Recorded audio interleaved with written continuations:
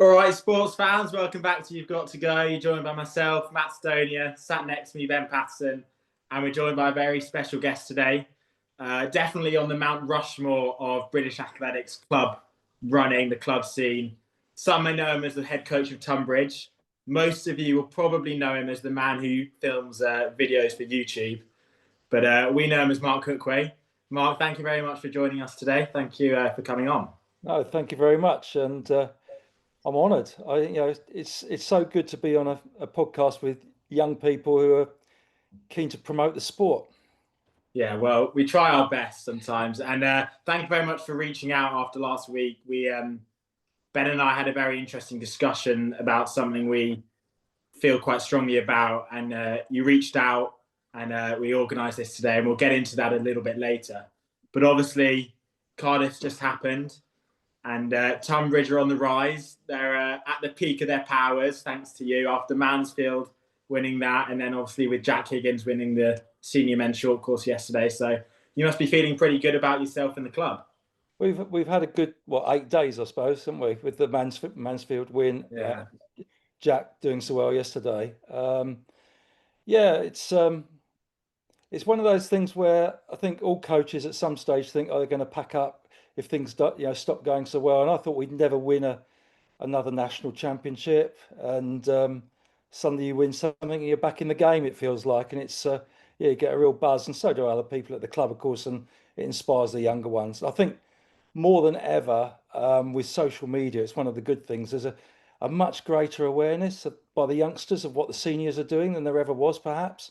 Yeah, it used to be them and us a lot more, whereas it seems to be that people are paying attention. I was on the train with some kids sitting behind, and they were talking about seeing themselves on the live stream at Cardiff, and they were talking about the Team Macau videos, and just that enthusiasm for the sport was good to hear.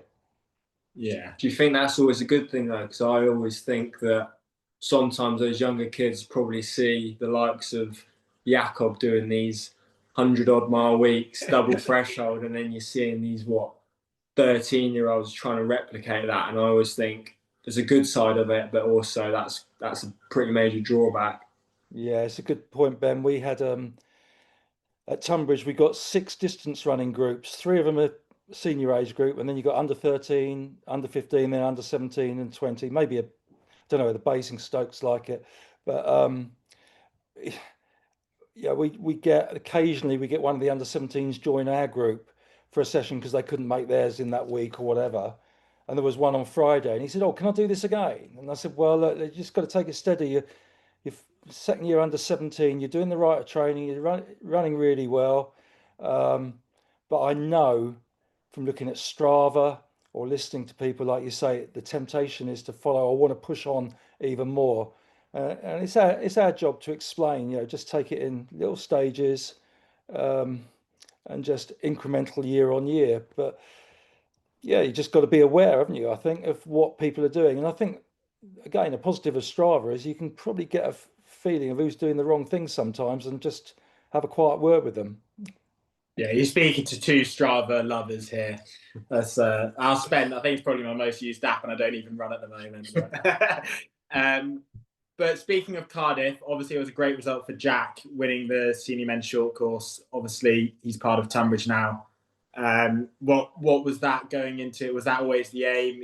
He's obviously a great 800 runner, having won the national indoor title. And I mean, I've raced against the Higgins since about under 15. You'll probably find some of the videos on your YouTube somewhere. But yeah, it's great to see them doing really well now at Tunbridge.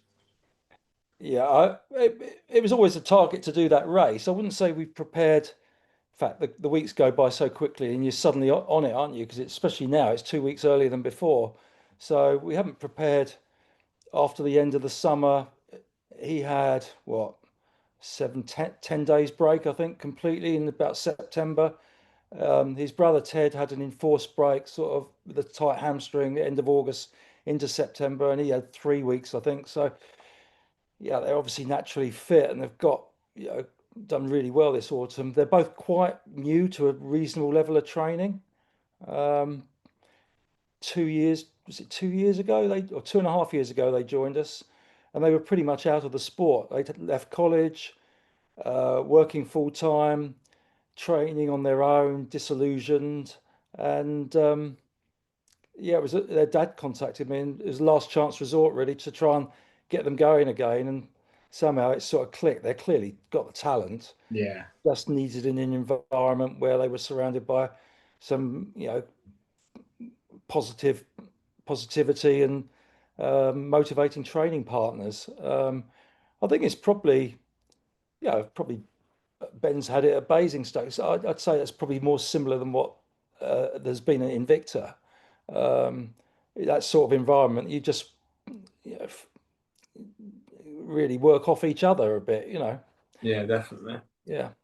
Yeah, and the race itself, what do you think? I think there were Higgins, obviously Jack went through to win it, but Ted was right up there. I think they ran it really well. Obviously, Cameron Boyd went out with a lot of purpose. It was a great watch, wasn't it? I watched it back on the live stream yesterday because I only saw like the last 10 meters and I thought, how's that happened? Yeah. So I watched it back on the live stream and I didn't realise it had unfolded like that because I thought it must have just been one big group, but no, it was very tactically. Did you feel comfortable watching it? 400 to go. I think that the main point for that mile is that U-turn around that tree, and then it's sort of onto the last probably minute of running, and they were in a good position there. I think they ran it. Jack ran it really well, and obviously was able to hold on for that, flat out downhill finish. Yeah, you say it was flat out downhill. There was, I suppose, 120 meters out. There was a slight incline up, and that probably did Cameron in a little bit. Took some momentum out of it. I thought he was away, and I really feel for him because I know a little bit about. I've known him for years. He used to compete against some of ours as juniors, and they've all long since gone. And he's sort of battled his way back to this level of 3:35. Did he run for 1500 last year? Yeah. So a lot of respect for that sort of person. And you got Callum Elson, who we all know what he's gone through, and so even if one of ours is winning, you still feel for these other guys. And Cameron was the one brave enough to really hit it hard and take it on. I thought he was clear. I was probably standing 200 meters away from the finish when I'd heard, like Ben's just said, that Jack had won. I couldn't believe it. It was just him and hit. I suppose Callum is such an aggressive finisher. He really gives it everything. He sets himself up by telling everyone beforehand what he's going to try and do. He's going to try and win, give it a real good shot. He's got a great attitude. And I think his aggression probably drew Jack closer to Cameron. So it worked out really well. But yeah. No, that last finishing straight was crazy because the camera, I'll be honest, the camera work online wasn't amazing. So I still thought Cameron had probably a bit like you as well, clear. And then all of a sudden, it seemed like it was going to be between Callum and Jack. And obviously, Jack was able to sort of hold on. But no, it's very impressive. And then obviously, Cameron came third and Will came fourth. I spoke to Will a bit. He felt confident, but he just didn't really feel like he ever got in the race. Yeah. I think it was a bit of a shock to the system for him. It was probably a bit quicker than like you anticipate. You forget, even though it's on grass, it's still like a flat out 4-minute effort. I wonder why Will didn't run at Mansfield the week before. I would have thought I don't know why he did the mile, to be honest. I don't know. To be honest, he only did the mile because he's been out in Fonts. Right. And he wanted to race having just dropped down because he's never raced within the same week of dropping down. So it was pretty much an experiment to see how he'd feel. Right. And you know what, it's a bit of a rust buster anyway. And he's going to make that under 23 team at Liverpool and being with a shout of winning Eurosport the fourth time. I guess for him, it's more he wants to peak at the Eurocross rather than a lot of the guys that want to peak at Liverpool. He's kind of good enough to know. Yeah, probably not be in his best shape at Liverpool and still make the team. So that makes sense, really. Doesn't it? But it'll be. I think Callum's probably going to secure that second spot unless, he might have ambitions to make the senior team at Liverpool anyway. He's definitely going to be up there. So it'll be interesting to see what he does. But I think it was a great race and a great. What do you think of it being at Cardiff compared to Liverpool? First of all, forget where it is. The fact that it started at 1:05 and still about 10:30 in the morning was a plus. It's so much better. That. And Secondly, although the course wasn't as muddy as Liverpool can be, it was pretty churned up. I said to the lads, I walked around a bit of it and said, this has got churned up after 4 or 5 races of youngsters beforehand. It doesn't take much. I think they had a fair bit of rain down there. But yeah, I think it was better. And it does give, like you said, people like Callum or maybe Holly Dixon, who won the women's race, a chance to have a go at both. Why not? Yeah. Yeah, and the women's race was good as well. Obviously, Ava Lloyd coming second there, so that's probably going to be the team you'd expect for Euros. But we'll obviously wait to see. But again, she ran it so confidently. Did a sort of Cameron, but obviously managed to hold on and, if anything, sort of extend it in that last period. But what did you think of the women's race?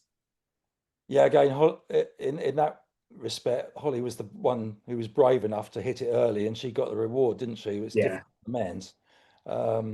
Yeah, again, I said to somebody this morning, another coach messaged me and said, well done. And I said, I bet if you ran it again next week, you get a different result. That's the nature of it at the moment. There's so many well-matched people. I mean, we talk about the senior men's race at Liverpool. How are you going to predict who's going to be top 4 there? I don't know. And it's so intriguing coming on to what we might talk about later is the different approaches of everybody. I mean, James Kingston missed yesterday because he's raced a lot. I think you mentioned it in podcast last week because he did the relays and everything.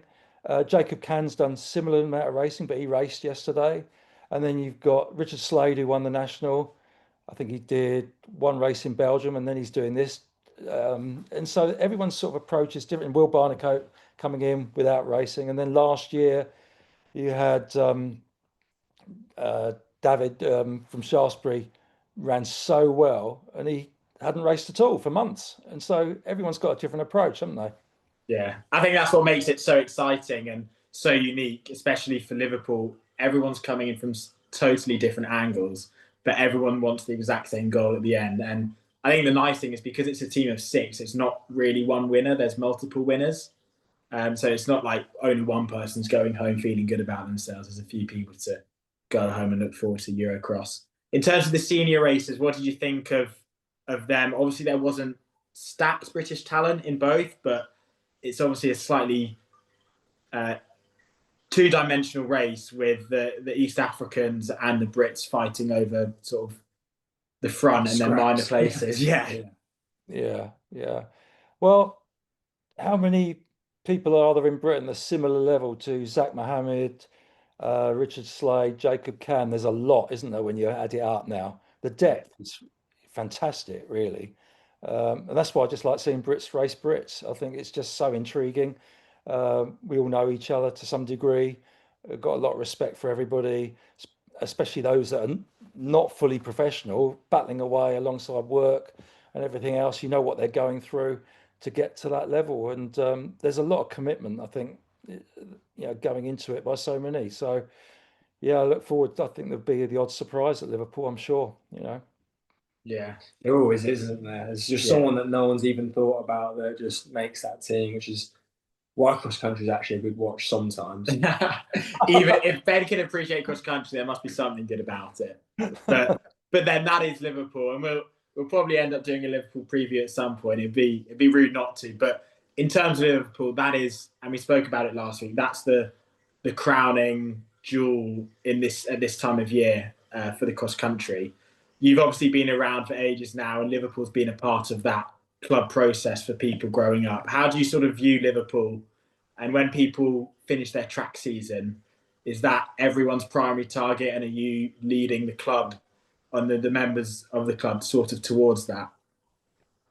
No, it's strange. I mean, apart from somebody like James Kingston, obviously it's a big target, but realistically, and sometimes we've had under 20s that have made Great Britain teams, etc. But unless you've got a realistic chance of making the team, I think it can be quite soul destroying to go along thinking you're going to run really well and you're finishing like 80th and you think, what's going on here? And so I have two minds over it, really. I think we're a bit different, probably like a handful of clubs around the country where your prime target's probably the national cross country or the relays because you've got the team environment there.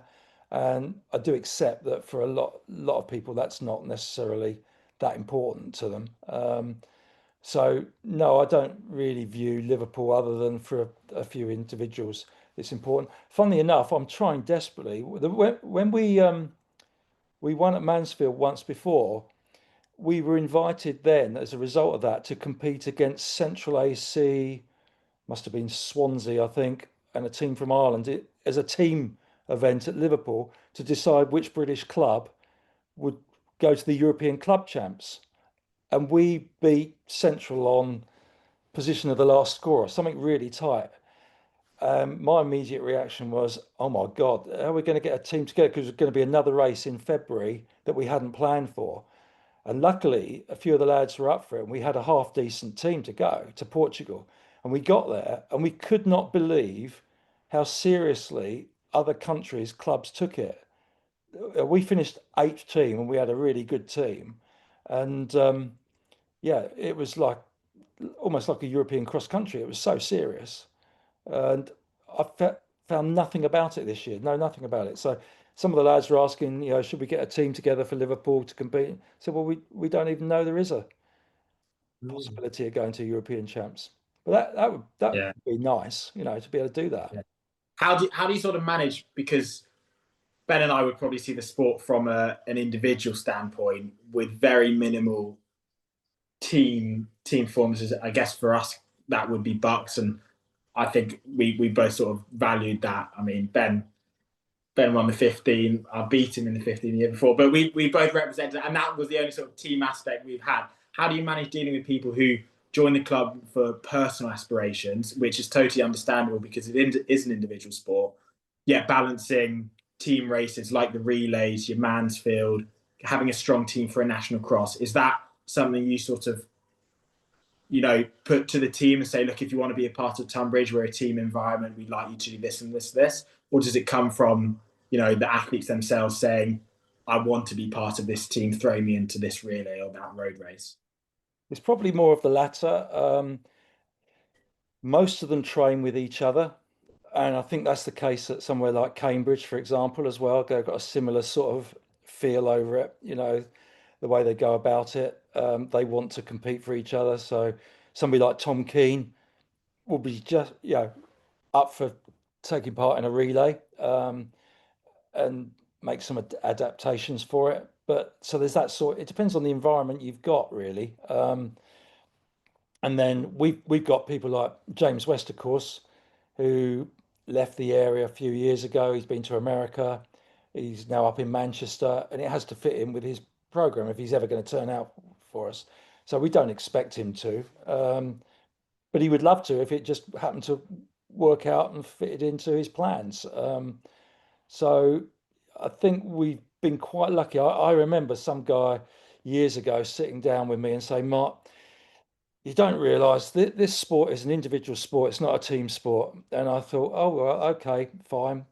And you've missed out on quite a lot of good experiences. In fact, I was thinking before we did this, it's not just the winter. You got summer. And a few years ago we got into the British League for the summer competition, and we had 2 or 3 promotions, and they reorganised it. It's a national league now with men and women. But we had a great match down at Basingstoke, funny enough, where the whole season went down to get promotion to the men's 4x4, the very last race of the day. And everyone was buzzing over it. It was so much excitement on the day between the teams. You don't get that as an individual, where all your teammates are there supporting you to do well. It's so yeah, I get what you're saying about it being an individual sport, but some of the real memories are created from the team environment. Yeah, I mean, I couldn't agree more. I think even back to representing the county as a team, obviously we had quite a strong period. Thankfully, Tonbridge normally bolster up the Kent numbers, so we'd always compete at an English schools or at Loughborough at the national the inter-counties. But yeah, I do agree. Obviously, I think it probably strikes more when you're slightly younger, and if you have a great team that you're around in training. I had some great people I was able to train with, and that drives on each other, and you want to compete for them as much as you do yourself. But I think it's not. I don't think it's particularly common, and I would say Tonbridge are in a great position where you do have a great number of people and lots of talent, and you're able to compete at teams and perform. It's slightly different turning up in a team hoping to win versus turning up in a team of people to make up numbers. Not even having enough people. Some teams. And I think that's also down to clubs and trying to get people through the doors and turning up to training. And the more people you've got turning up, the more friendships you can make, the more bonds you can make with people. That all goes together. How does it? Because Tonbridge definitely outperforms its size, I'd say, as a place compared to like a Leeds or a Cambridge or any of the London teams. Why do you think that is, and how do you get so many great talents coming to Tonbridge? I think it's just the environment we've created.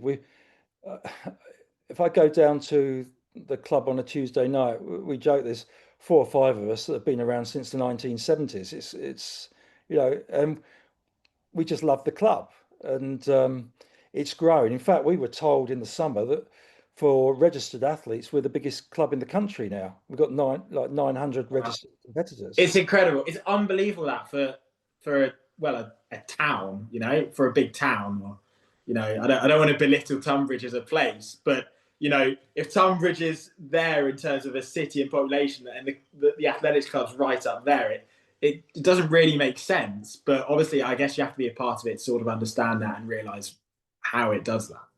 I think a couple of us started about 20 odd years ago. For some strange reason, we were never on the national map as far as athletics is concerned, and we started with an under-13 team, and we just determined to go to the championships as a team. And you'd have like half a dozen really nervous under-13 boys going to do the national cross country in Leeds and petrified of the experience, and it just gradually snowballed. And then we made a trip of that, and then we'd have a dinner and awards afterwards and things like that. And then the veterans age group started to grow, and we made sure, again, you could say they shouldn't be jogging around a national championship, but we'd have 40 seniors competing that day, just achieving something by getting around the 12K cross country. And then they go to the dinner, and a few times we won, those 40 seniors would be having their photograph taken with the team that had won, and they was proud as punch, and it just breeds that interest in what everyone's doing, and I think it feeds off each other a little bit then. Do you think it's more from the bottom up? Is it more important about getting your juniors through and getting new people through the front door, or do you need that senior core of elder statesmen who people can sort of look up to and generate it from that side, or is it a bit of both? It's a bit of both. I mean, I think one of your questions for me was, is club athletics thriving or not? But I don't know whether it's thriving, but in our experience, it's changing. There's far more social running clubs, and we've got social running clubs near us where it's seniors only, but we've got a section of the club now that you could almost describe as that, who enjoy being part of the club, and in fact, they are becoming the coaches and administrators and the officials as well on the side of what they're doing competitively. So that's really helped us, because I think a lot of clubs rely so heavily on 1 or 2 people where you can't go on like that forever. You need new people, new fresh blood coming in, willing to take on responsibility for all the background stuff that's done as well. And we had a club chairman, one before this, who was under 30 at the time, which is brilliant, So, you need a mix of everything, really, I think. Finally becoming popular again, running, isn't it? On this Instagram era. So it's good to see. Well, I was joking with a couple of the girls this morning. They were talking about going out for a run, and they almost had a woman back into them from their coming out of their drive.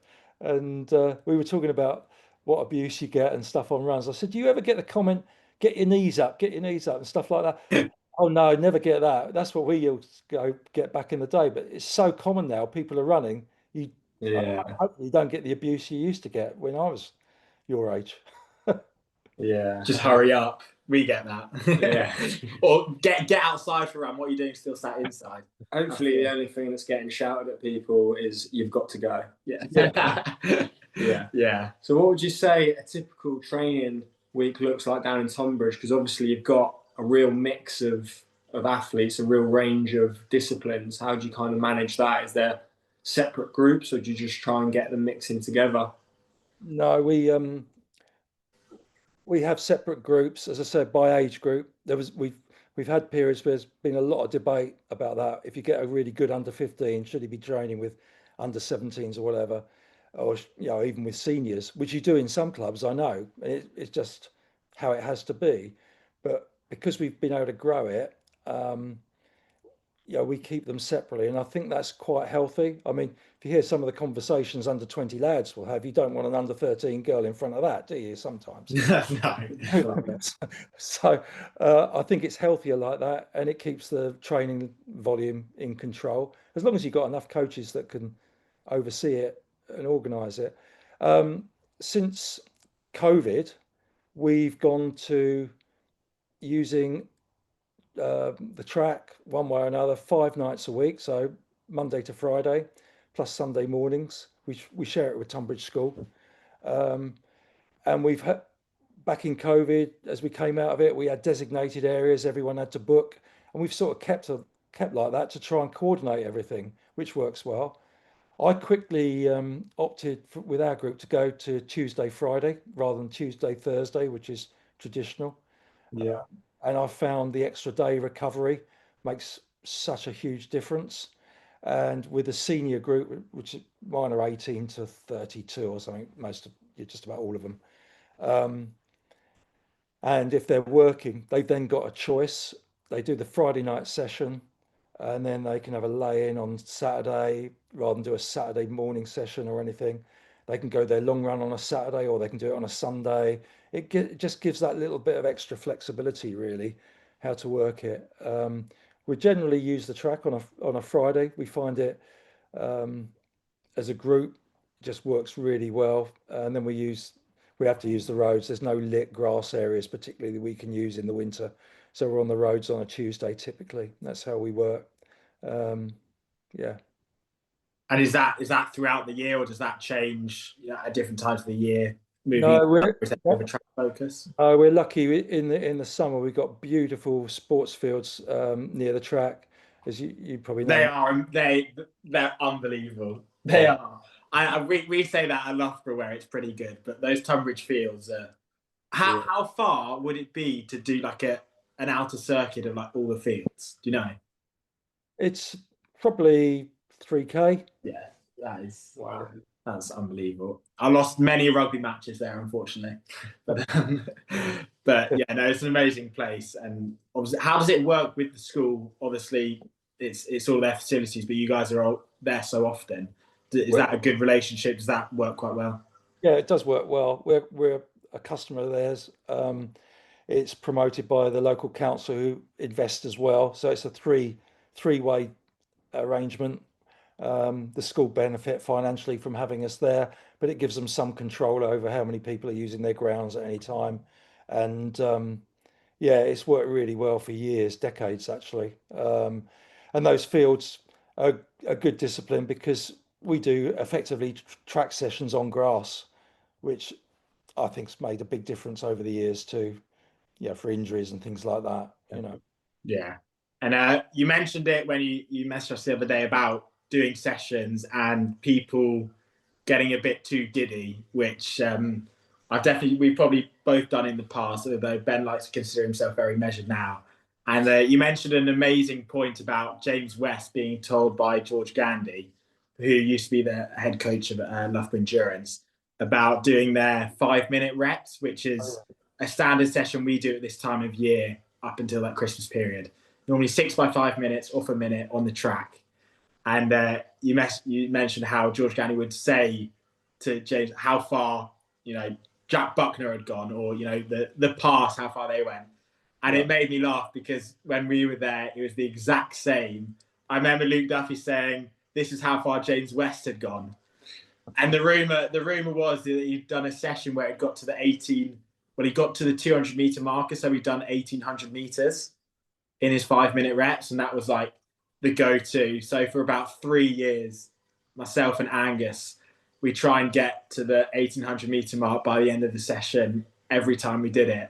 But it's just brilliant how we sort of, there's a difference between use the past as sort of inspiration, motivation to train hard and work hard, but at what point does that become too much and working too hard? How do you deal with athletes, seeing the older guys and going, I want to get to that point on the field, or I want to run this time for an 800 or whatever, compared to, all right, lads, steady on. We don't want to end up like Matt has for the last 2 years and he's not been able to run. Is it a difficult conversation with youngsters who are so like motivated and interested? I think it's the best it's ever been. Certainly with my group, last 2 or 3 years particularly, we haven't got anybody who goes really head to head with each other, trying to beat 7 bells out of each other, whatever the phrase might be. They're just they are pretty sensible. I think this awareness of threshold training, not that we do it particularly, but that message of not having to go really, really hard every session, that the session is just part of a weekly jigsaw and a monthly jigsaw and an annual jigsaw. That I think that's really key, and they're getting it.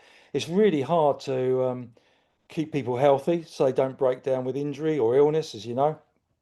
And I think if you're training on a Tuesday night or a Friday night and you're training really hard, and then you're getting home 9 o'clock having something to eat, there's dangers in that, isn't there? So you've got to be really careful with how you go about it. I think they do get it generally.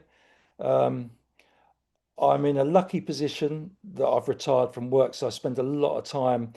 For example, I have a plan for a generic plan for the group that goes for say 3 months from September through to December, and then I have another one from January through to March, and another one from April to July, and then July onwards, for example.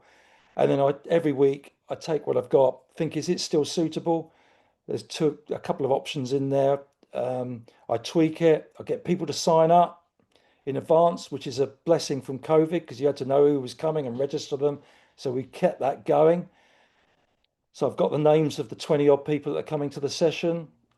I give them a guide of which group who they're going to be working with, what sort of pace they're going, what sort of volume, is that right for them? Have a one-on-one dialogue with them before the session, and off we go.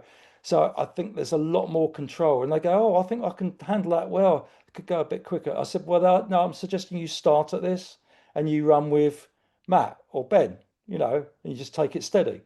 And all of that really helps just calm it all down a little bit, I think.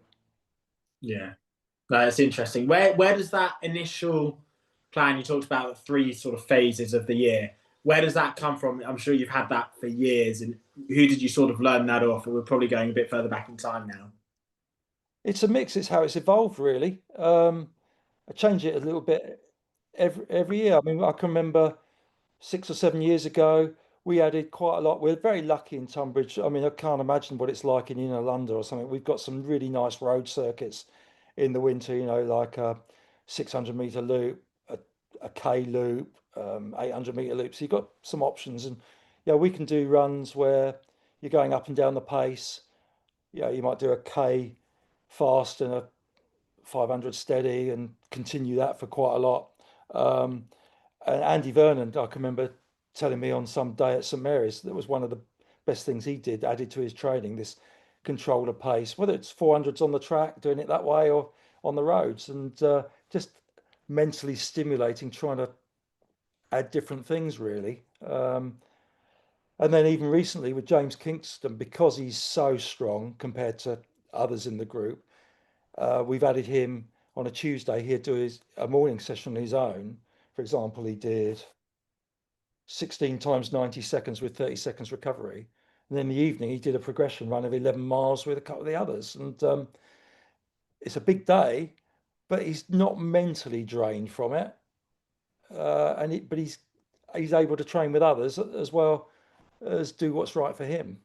Yeah, I think that's one of the most important things, is getting in with people when you can. And that's what I found in the Loughborough group, it just helps you push on week without even having to force it. You're almost just, okay, last week I ran with this person, I'm going to run with them again in this session. And you almost just exponentially build that fitness without even realizing. And like you say, it's mentally not as fatiguing, because you can just literally zone out, have a chat during the reps. Like I did my tempo on Thursday with a guy called Luca, and we were just chatting the whole time, and we probably ran a little bit quicker than we were planning, but it was like in the right zone. And we were just chatting, and it's one of the best ways to do it, isn't it?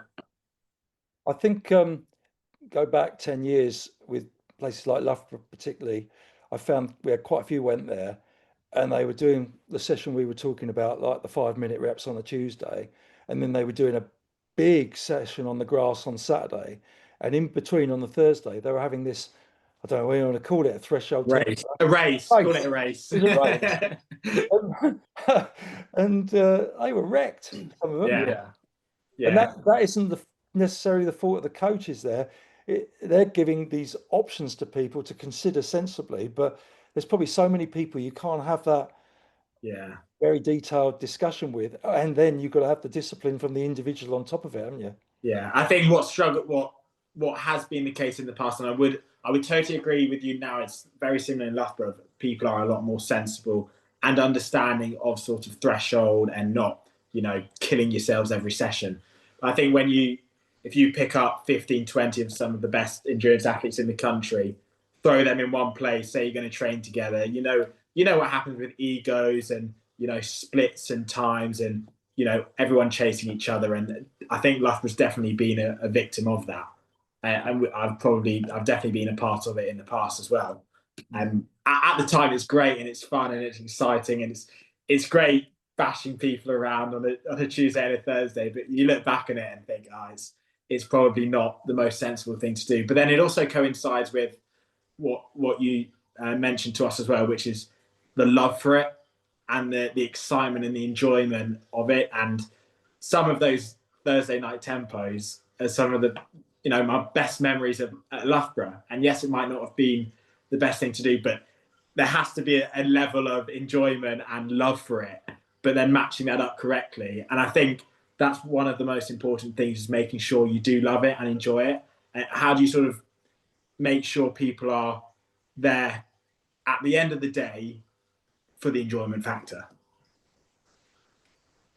I think it's a mixture of things, really. Creating awareness of the sport, what it's about, getting them to buy in, that have more than just a passing interest in it. We have a really, I mean, emails are hopeless with most of them, but thriving WhatsApp group, just reporting, especially when they go away to university. We've got one or two in the States, and for example, just making sure those back home are aware of what they're doing, and vice versa. All that sort of thing, really. And it's great because just like you guys with the I saw the Loughborough session of the 1Ks you were doing last week, Ben, where you did 6, some did 10. Yeah. And, it's pouring down with rain. It just makes it go so much better if there's that enthusiasm and people are actually enjoying being with each other. And little things like we have an Inside Tonbridge YouTube channel where some lads have done that. It's nothing to do with me. They've started doing it. I just have to keep an eye. There's nothing untoward, or it doesn't come across too cocky at any time or anything like that, or too boring. Too boring. We need to start give worrying them a little bit of guidance occasionally, But all that stuff just really helps, I think. Yeah. No, it's definitely, at the end of the day, the most important thing. I think I've realised that, especially in the last 2 years. Not running as much, how much you miss it, and then having those excitement levels. And yes, I'm sure for people listening and watching, those levels are not a constant. There's going to be periods where you love the sport and you want to get outside the door every day and run forever, and there's going to be periods where getting out the door is a massive task, and you don't really want to be there, and you're maybe not enjoying the sessions as much. And I think that's where people can struggle sometimes, and it's finding that thing that you do love about it, whether or not that's racing, I think for Ben and I, that's definitely our most favourite bit. I know some people at Loughborough who, they like to do all the races sort of all year round because that's what kept their motivation in it. Some people would like to focus on running specific times. Some people just love the training aspect of it. So we had one guy that would only ever train. He never raced, and he said, "Why would I? just enjoy the training." Yeah, and I think I never understood that. That's the worst part of it. Yeah. Yeah, it's the process, isn't it, of getting to that point and just that sociable side. So I think it's important for people to find that niche of what they love about the sport and make sure they remember that, and try not to let that get away. But what makes you get a buzz out of it then? But other than winning and doing really well, I think just he's never had a buzz in his life. That's the issue. That's why he loves running so much. Anyone that knows me well probably thinks I'm a bit sick in the head because I love the pain. Like, I'd love to go and just bin myself in a track session. Like, I really enjoy that. Like that Tuesday session, that weather is probably my favourite kind of weather to train in, just because it's like, you shouldn't enjoy it, but for some reason I do. But again, I think it's just that constant progress of seeing what I'm capable of down the road, like year on year, day on day improvement, and just seeing where that can take me. Because again, like, I've been doing it for such a long time, the sport. It's like, did I ever think I'd reach these levels when I first went down to Basingstoke? No, but so it's all a bonus, really. If you'd have told me back then I'd retire with a Commonwealth and World bronze medal, I'd have gone, yeah, I'll take that. But I achieved that by 21, and now I'm going, right, if that's all I achieve in my career, I'm probably not going to be too happy with that, because I've had a pretty tough rest of my career. So I think it's, like you say, just constant improvement is what keeps me going and what gets me out the door, even on those days where you don't want to get out. It's just, what can I do? I've got a great opportunity in life. I'm very blessed that I can do this as my job, and I know a lot of people put in a lot of work and don't get that chance. So I see it as, why would I waste that opportunity? Yeah. I think you do have to question it, where you're getting that enjoyment and motivation from. I can remember there was a girl, I think it was last year's county champ. She had an awful run and we couldn't figure out what was going on. And I said to her after, I said, all I've got is, when you do run well, it will feel so much better from having been through this. and it turned out she was low on iron, so we sorted it out. Yeah. It's like you, Matt, if you run well again and race well, it will feel so much better from what you've been through. Yeah, and I think that perspective, like Ben said, is almost when you achieve something, that then becomes the new baseline, and then you look for the next big thing. And it actually takes me back. Speaking of Tonbridge, I went to do a talk at Tonbridge once for some young athletes, and I basically gave it a measure of, like, it's a long career, you've got a lot of time, and it was at a time where all these youngsters are just getting obsessed with it and doing loads at a young age, and they love it, but you almost felt a bit of nervousness for them of, don't lose that motivation by the age of 20 because you spent all of it sort of then. And then I sort of left and I thought, you know what, actually, I wish I'd said the opposite. And yes, be sensible, but when you're young, treat it as important as it is. Because for me, when you're younger, like English schools or like Kent champs or even the Kent leagues, they were like, you go to Summerhill on a Saturday for the cross country and it would be like the biggest day of your life. And you treat it like the biggest day of your life. And you go home in the car, it'd be an hour back from me, and you'd either be buzzing or miserable. Just soaking. And I think, being a sports fan, I love all sport, and that's the essence of sport. And I think, I have achieved some lovely things, being able to like run a 3:31 or whatever. But I'll never forget winning English Schools Cross, at Sefton Park, or winning Kent champs, and those things. And I look at them now, and people be like, "Oh, no one cares about those things, or they don't really matter." But at the time, that's your Olympic final, and you love it. And that first SIAB vest or something like that, you'll never forget it. And I just think, those memories are so important, and cherish them for what they are, because at the time they are the biggest thing. And I look back now and I'm like, that means nothing to me, but it really does. And at the moment, in that time, it's everything. And I just think being injured these last 2 years has put a lot into perspective and gone, you know what? I had a great junior career. Yes, I've been injured, but I still have to be very thankful and happy for what I've achieved. And it is going to make everything in the future feel different. You know, the first run I do back is going to be like the best run I've ever had, or my first tempo is going to be probably 6-minute miling, but it's going to feel amazing. And just that change perspective. And I wouldn't want anyone to go through all the injuries and everything to realize that, but it definitely does paint a different picture. And again, it really just comes back to doing what you love and enjoying it. And I think because I've not been able to do that for so long, you know, my enjoyment's going to change from running 3:31 to just running. And I'm going to be, I think, a lot better off for that, at least for a while. Yeah. It does sound corny, but really is true that running is a metaphor for life, but accentuated. You know, how to handle setbacks, you know, disappointments, battle back, communicate well with people, get whatever you can out of it. It's so important. You know, there was a wedding a couple of weeks ago, wasn't there? Ben Bradley got married. He was at St Mary's. There's about a dozen of them there. All were at university together, from Ellis Cross, Jack Rowe, like professional athletes, down to others that have retired. And it's so good to see. You know, great respect for each other. And then even out of that St Mary's crew, Forte Management was formed. And what a successful business Head that's been. start. Head start. Start. Yeah. So yeah. I tell you what, he might have been happier than you yesterday. Yeah. But Well, yeah, funny enough, Jack is with Head Start. And I said to him afterwards, I said, "What did you get? What was the prize?" It was a bunch of flowers. I said, "Well, you got to pick 15% off and send it off to your own."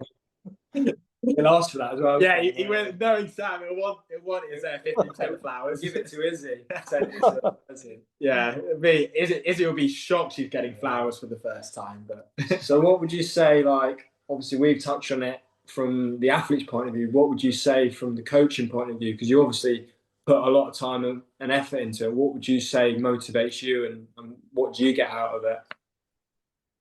Well, I certainly think mixing with people a bit younger really keeps you, you know, on your toes. And I always say this is so much better than going shopping at Blue Water when you've retired. You know, I mean, imagine doing that. Yeah, you don't want to deal with those queues, honestly. No.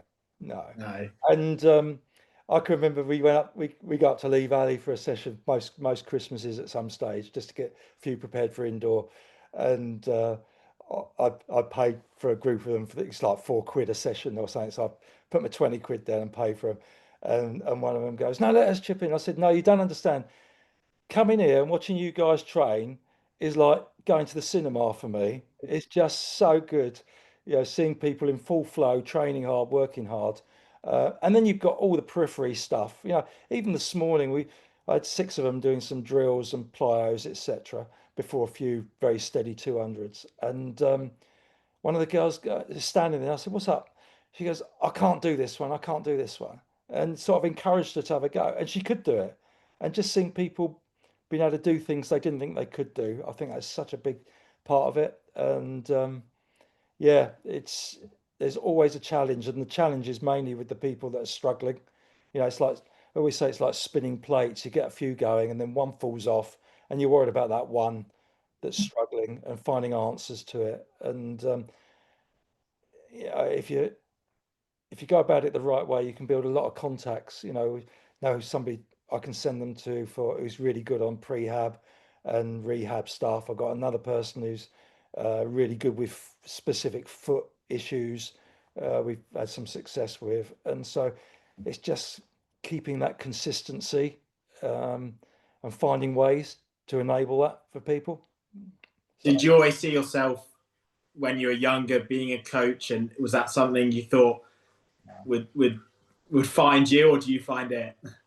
I found it. A friend of mine started, and I was about 42, 43, still plugging away. Worked at a reasonably difficult, stressful job at the time.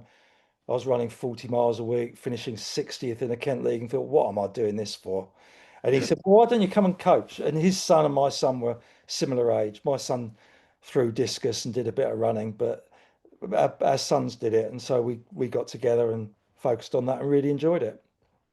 So I've been right through I just moved through the age groups, and now I'm with the senior age group. That's where I'll stay. Yeah. What would you give as any advice to people looking to start, a coaching career, or possibly thinking of, once they've retired from running, or they would like to do a bit more coaching? Well, I think everyone's different. You have to decide what sort of coaching you want to do. What's been fantastic, I think, for a lot of athletes or ex-athletes is this ability to coach people who haven't got a clue about running and actually earn a bit of money from it. And it's not about setting the schedules. I think people are almost paying to have a friend and a mentor, because some people just want to improve from 3.5 hours to 3 hours at the marathon and willing to pay, I don't know, 50, 100 quid a month, have someone to give them guidance. And I think that's fantastic. I come from the club side where we've all done it voluntarily, which is, a lot different. So it depends what you want out of it. But certainly go to a club and, stand alongside somebody, hold a stopwatch, and you'll see what goes on. One of the mums helps me out, and now she's doing a coaching qualification, and her daughter's abroad, and she still wants to come down because it's all the little things that go on, nothing to do with the actual session and the splits and stuff. It's all the other stuff that worries people, stresses people, how they're getting on with work, how they're getting on with their partner, or whatever it might be, that you've got to listen to and advise if you can. Have you ever thought about, nothing against Tonbridge, you've got some excellent runners, but have you ever thought about trying to set up a more elite group, or working with a university, or a brand? Obviously, I think teams are definitely becoming the fashionable thing these days, and it totally makes sense because you can put people together, throw in a coach, and all the support's there, and people help each other. Have you ever thought about that, or have people ever approached you about things like that? No, not really, but I haven't even looked for it, to be honest. It fills me with dread. We had a management buyout, and we sold, and that's how I was able to retire after like 25, 30 years in that. And the thought of reporting to somebody on that sort of arrangement just doesn't, working for British Athletics or England Athletics or a team with, having to report to them, it just doesn't appeal, Matt. That's a stress I don't need in my life, to be honest. Yeah. I'm sure we can find enough Tonbridge people to cause you enough stress if we wanted to. Yeah, sure. They do. No, I don't think it does. It's not, stress isn't the right word now. Yeah. No. Yeah. I think it's good challenges, isn't it? They're all challenges, and I know a lot more now than I even did 5, 6 years ago.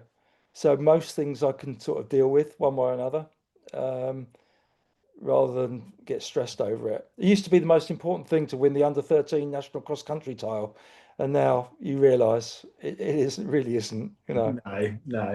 Unless it's at Parliament Hill. Anything at Parliament Hill is worth double, I say. Right, we've got a few questions, a bit more quick-fire questions, which we thought would be quite interesting. So if you could have one British and one international athlete, past or present, come down and take a session at Tonbridge and speak to the juniors and get on the stopwatch, who would it be? One athlete. One British and one international. Well, apart from you two, I've got to exclude you two. Or back in my day, you were either co or ovet, and I was ovet. Was there any reason why you're ovet over co? He was a bit of a maverick. He would do things that nobody else would do. He would rock up at a Dartford half marathon or an inter-counties cross country, just because he loved it. He was a club man. He'd hold a stopwatch at club night sometimes. He'd have time for everybody. And everyone was banging on about how people run 25-second last 200s in a 1500. Well, there's a World Cup 1977 where I think he ran low 11 seconds for 100 meters between 200 and 100 to go blew everybody away and then waved down the home straight. And yeah, he was a special athlete, and it's a shame he's lost to the sport because he spoke so well on TV and stuff like that as well. He's in Australia now, so yeah, retired. But yeah, definitely Steve Ovett, I would say. Nice. Who is one coach outside of athletics who you'd love to have a chat with? Could be football, NFL, any of those. Outside of athletics, God, that's difficult. No football managers that you look up to and think, get them involved. Oh, I did say to my wife, as soon as they appointed Jurgen Klopp at Liverpool, I thought that was going to work. He just got so well, and you could imagine players wanting to play for him. Yeah, he did well building that at Dortmund, and then obviously with Liverpool doing similar. He's not one of those managers that just throws money at the club and hopes that he gets a few good players. So yeah, that's a good shout. That. Yeah. Do you follow many other sports, or does your heart bleed fully for athletics? It's probably waned. I used to go and watch Charlton with the kids when they were younger, when they were in the Premiership. Yeah. Where was it? Is it the Valley? The Valley. Yeah. The next bit actually aligned to that. Actually, from a Tonbridge athlete himself, Will Beeston. He was buzzing to find out you were going to come on the pod, so he wanted to get a question in. Along the lines of, if you could coach one athlete who's not in athletics, just to experience what they were like as an individual or work with them, who in athletics. Yeah, so imagine you picking an athlete from any sport and they're going to do athletics, and you just want the opportunity to sort of work with them. It might be for their attitude, their personality, something like that. Jeez, is that Will Beeston's fault, that question? Yeah, unfortunately. He'll want you to say like Lewis Hamilton or something because he's such a one. But my mind is going towards anybody who had real talent. I don't know. I'm thinking of Joey Barton and thinking, why? Somebody who would cause a lot of trouble. I tell you what, if you could sort Joey Barton out, that would be the greatest coaching job in history. So. Yeah, that's what I mean. Yeah. I was thinking something like a Roy Keane or something, just to actually be able to sort of work with them and see what they're like. But Joey Barton might be the most extreme version of that. But you take somebody like Craig Bellamy, who's managing Wales, back as a player, you would never have thought. Yeah. I listened to an interview with him relatively recently, and so considered, plans so well, says so many right things about building relationships with players, etc. It shows you can, from experience, you can come out the other side being a very useful person to others. Yeah, because he was the opposite of the player, wasn't he? Yeah. So if you could show a non-athletics fan one race to try and get them to fall in love with athletics, what race would you pick? And it can't be the Cardiff short course this weekend. That wasn't the most exciting race. Probably the one race I always refer. Well, there's a couple of 800-meter races. One is Dave Wattle, 1972. Yeah, I thought that might be up there. Yeah, which nobody can believe what happened there. It was a bit like Jack Higgins yesterday. That's some comparison now. And when everyone complains in training about the wind or at a race about the wind or anything or the environment, and you can't front run a race, don't tell me that. Go and watch Rhodesia in the Olympic final. And they were the two that came to my mind that I would. You're playing to the 800-meter fans there. If you want another one, it'll be on YouTube.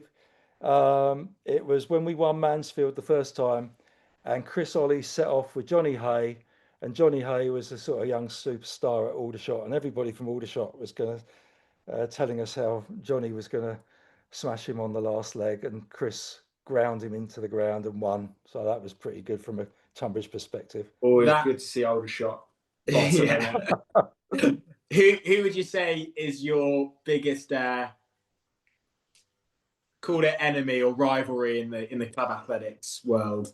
Oh, I try not to build that up particularly because, as I said earlier, there's so much respect for them.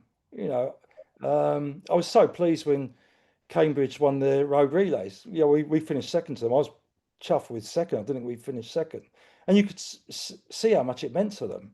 So, and you know they've been through similar stuff to get there. And we're not going to get any clips of you calling out a club or anything. Oh, going back to Aldershot, I was at the road relays at Aldershot years ago, and I was using Twitter, and the I is next to the O on the keyboard, and I transposed it completely innocently until one of the Aldershot people, That's still trying to work it out. yeah, I could see he's trying to work it, and said, "Mark, you might want to look at what you've just typed." Yeah, yeah, you can say that was a mistake. We all know what you meant.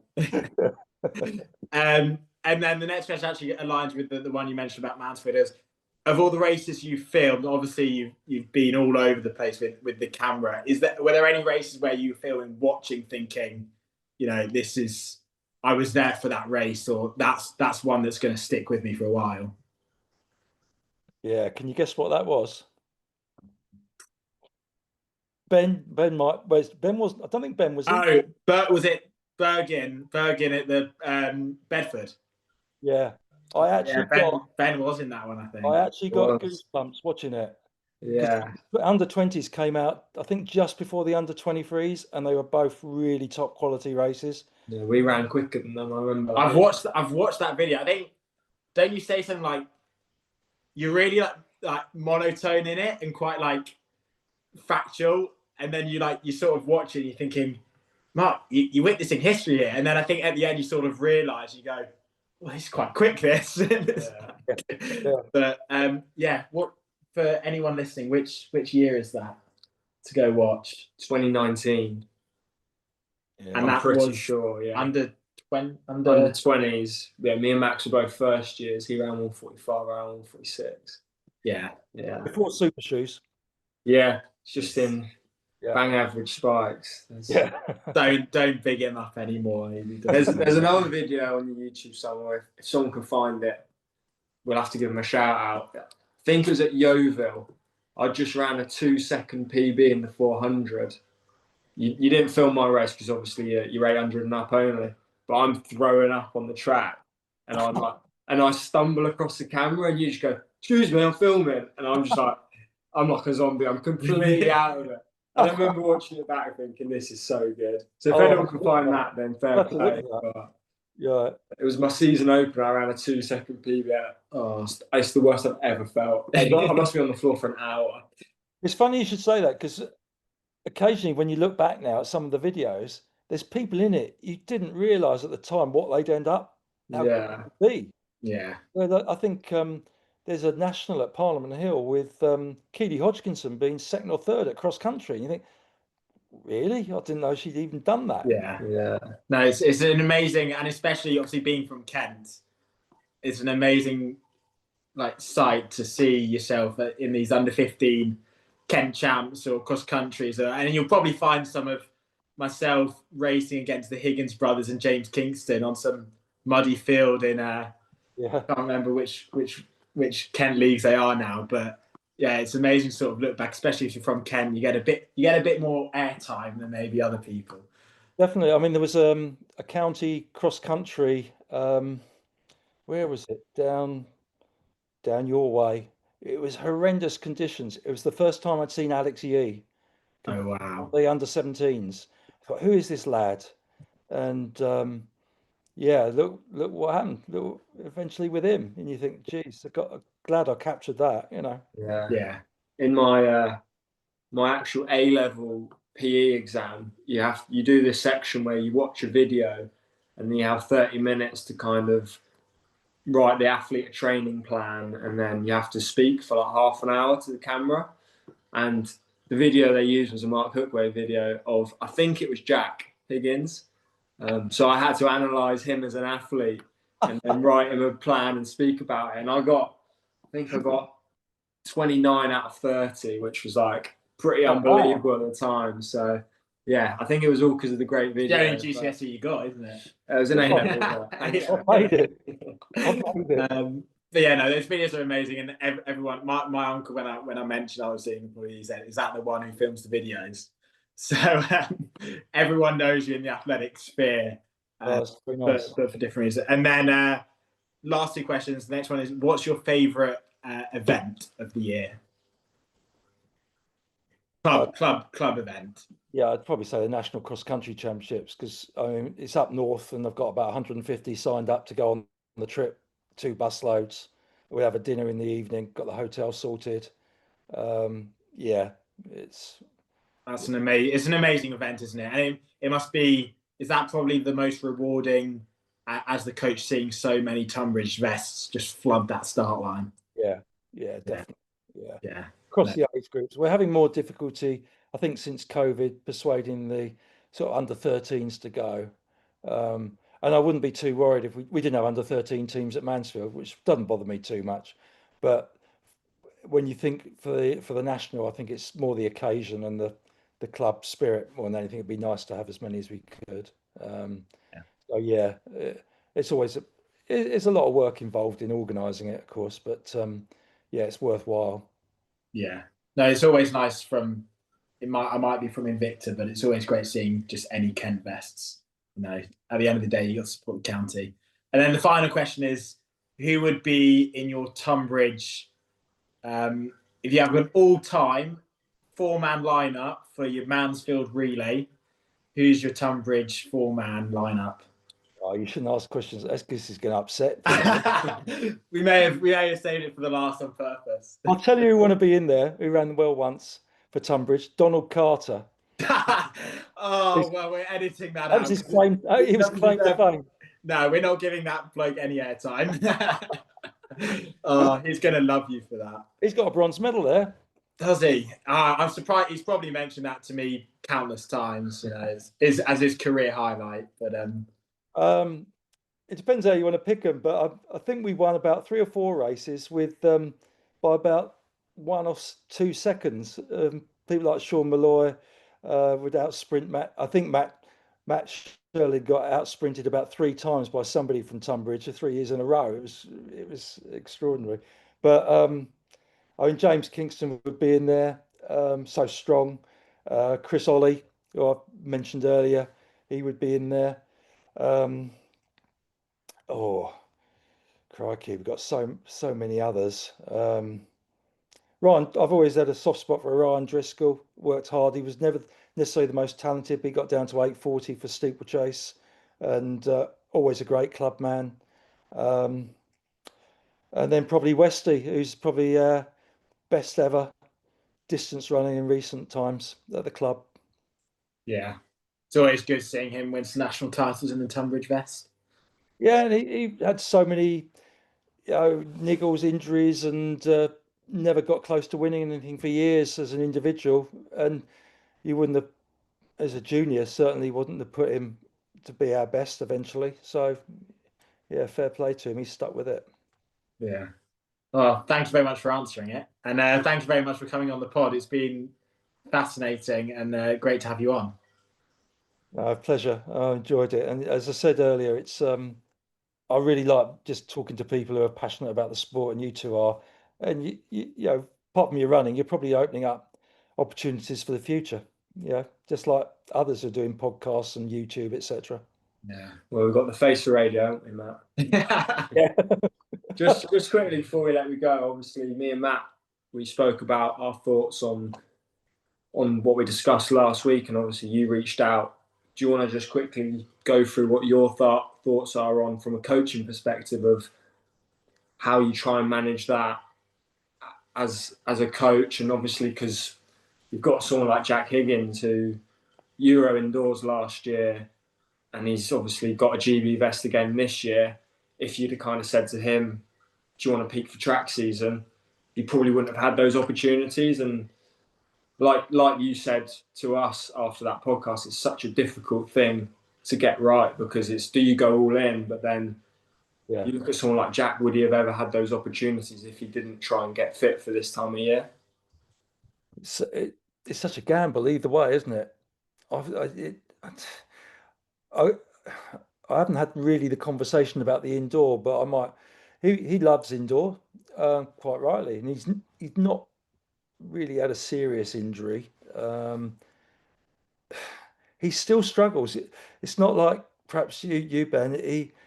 He can't get into the races to get those fast times. Whenever he's gone abroad, he's run a PB pretty much 4 or 5 times that he got into, the bronze or silver standard. I remember those days. It's It's hard. so tough, like the level in Europe, because you get these Europeans that have probably ran 144, but they're not in that shape and they never go to these races and run it. Whereas when you're at that 145, 144, it's like, I can't get in these races, but I know if I'm in it, I can win those races. And like you say, it's so tough. Or you get put in a race and there's about 15 people in Yeah. it. And so I think we've just got to, as I said, he's only had 2 years at it, really. We have to take it stage by stage. It's so competitive, the 800. Yeah. We spoke about, could he get sponsorship and stuff like that? And he hasn't got any, apart from a bit of kit occasionally. Yeah. Because there's no guarantee he'd even make a British final. We didn't, because Yeah. it's so hard. Another day he could, Probably would have been better in it than me in the final this year. So. Well, yeah, that's true. Yeah. Apologies. Yeah. So Yeah. I think we're just taking it stage by stage with them, but I don't think we could have given up everything just to aim at go for the British champs.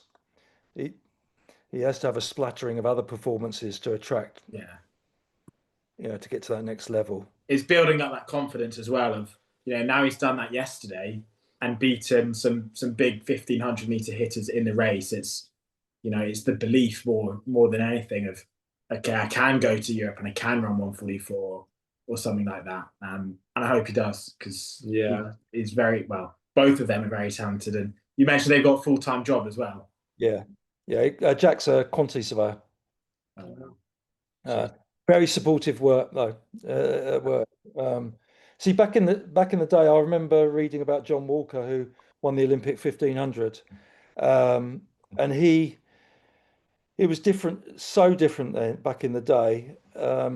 He was the first man to break 350 for the mile. If you've never heard of him as well, and he just went around Europe, piggybacking on the couple of others, Dick Quacks and Rod Dixon, who were two top New Zealand athletes. And he said he just got put in these races and he went from 147 high to 144 something at the time for 800. And that was his breakthrough. And as Ben's just said, once you've got that time, you then get into other races, don't you? And you can do that for 2 or 3 years, even though you might not be in that form. Yeah. It seems like there are so many 144, 145 runners now. Yeah. And even if Jack could run 335, as Cameron and Callum have done, that he beat yesterday, you're still not going to get in those really, really top ones, are you? It's so hard. Yeah. No, I mean, even Diamond Leagues these days, what, you come 12th in 331, it's crazy, isn't it? So well, I'm proof. I go in 2 fast races, get carried around, run quickly, and then you think you sort of like, sometimes it paints a slightly not false picture, because you have to run those times, and you've rightly run those times, but I must say it's so much easier. Like I think especially in the longer distances as well. I mean the 15 especially. If you can get carried round for the first 1200 meters, it makes life so much easier. But did that Commonwealth Games 1500 feel different from any other race? The commies one and the London one, I've just felt like I was like in a carriage in a train. And I just follow the person in front, and you're not thinking about anything else. And I think people talk about it in all sports. There's just this, you just feel so calm and relaxed, and the simplicity of just running.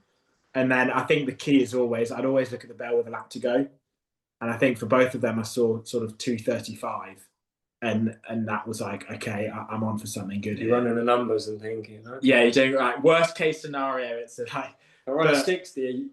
Yeah, and I think that's, they just felt easy. And I'll never forget that comedy. I remember walking around and just sort of engaging with the stands and the crowds and everything, and just feeling so like comfortable. And I wasn't nervous at all. And I'd be much more nervous for a Kent Champs than that commies final. I just think sometimes you're in a sort of trance, isn't it? And I think everyone talks about it when they just feel, you know, footballers are the same, like cricketers when they just, you know, they just feel like they're never going to get out. And I was fortunate enough to feel that on that day. But it's always after the race as well. After you've ran a PB, you're like, oh, that was so easy. Yeah. But then it's when you're like, when you have a bad run, you're like, oh yeah, it felt really hard. But realistically, it's just your adrenaline, isn't it? Yeah. I think every PB anyone's ever run, they finish that thinking they can go faster. Yeah, you got more in the tank. But no, it's everyone. But hopefully, most people sort of experience those races. So you just feel a sense of serenity and calm. But yeah, it's interesting as you get older. I think you have to look for something other than PBs. I'm talking about non-professional athletes. You know, look for different races, different experiences, for a different country to race or whatever it might be, just to get something more out of it than, because you can't guarantee you're going to run a PB every time. No. Yeah, especially when you get to that age, I think probably up until the age of 21, 22, you feel like you're jumping year on year, and most people sort of do improve, and then you will get to that point where you will have a plateau or a dip or an injury, and it's, you know, having the realization that you won't PB every year or every race you do, and sometimes that can be quite hard because you think, you know, am I ever going to PB again? You know, I think it's a horrible stat you see on when you go on the all-time rankings on Power of Tens, and you see people whose PBs and they're in like all-time rankings, but as an under 23. And I mean, that's me at the moment. I just look at it and I think, oh, just, you know, it's such a shame that, you know, you weren't able to add more after those years. And you think it must be quite a shock for people because you think you're going like that. But there's bumps in every road, aren't there? So look at someone like Amy Hunt. She ran a 200 PB when she was under 17s, maybe a bit older, and she didn't break it until this year, and then all of a sudden she's a world silver medalist. So it's like she's had all that time of not beating her PB, but then she does it, and then all of a sudden she's one of the best in the world. Yeah, she'd been through a whole New Balance contract. Drops, and, you know, signed by Nike, and the rest is history. But as I said, how much better does that feel now as a result of that? For sure. But right. Thank you very much for joining, and enjoy your Sunday race, hopefully later. And you. Thanks a lot, guys. Cheers, Mark. Cheers. Bye. Cheers.